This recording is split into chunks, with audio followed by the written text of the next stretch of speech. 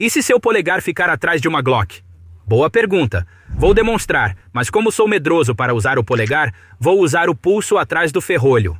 Certo, vamos lá agora. Como você pode ver, observe. Se eu apertar o gatilho, temos um gatilho morto, o que significa que se você puxar a munição aqui, olha só, ela não ejetou corretamente, então ejete isso. E aí você está pronto para usar. Isso acontece quando você coloca o polegar ou algo que bloqueie atrás do ferrolho.